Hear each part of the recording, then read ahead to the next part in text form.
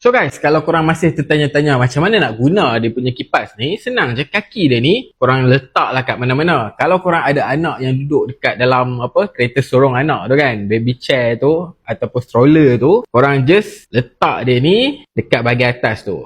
So korang boleh lipat-lipatkan kaki dia ni dan dia takkan jatuh lah. So anak korang pun yang duduk kat dalam tu happy lah sikit, tak ada panas kan. Okay, jom kita tengok kuat mana dia punya angin. Okay, kita on yang satu dulu. Dia boleh? Dia boleh turunkan macam ni. Okay, nombor satu ni bagi aku dia light-light je lah. So, kita tengok. Kita ada ni, tisu. Dia light-light lah. Biasa-biasa je. Okay, yang kedua. Okay, yang kedua agak kuat sikit.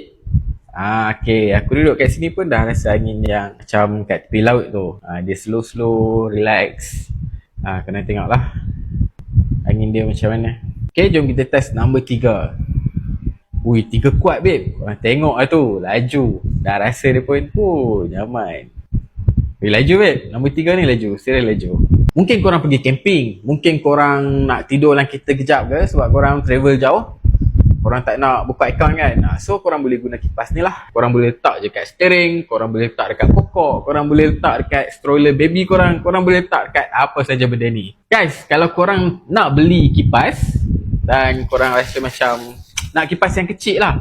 Sebab korang kalau nak kipas yang besar, ada satu lagi armrest. Aku akan review dalam video seterusnya. Korang nak kipas yang kecil dan ada bateri yang agak besar sikit lah dekat sini. Aku pun tak pasti berapa lama tahan. Kita akan test lepas ni berapa lama tahan bateri dia ni. So guys, jumpa dalam video seterusnya.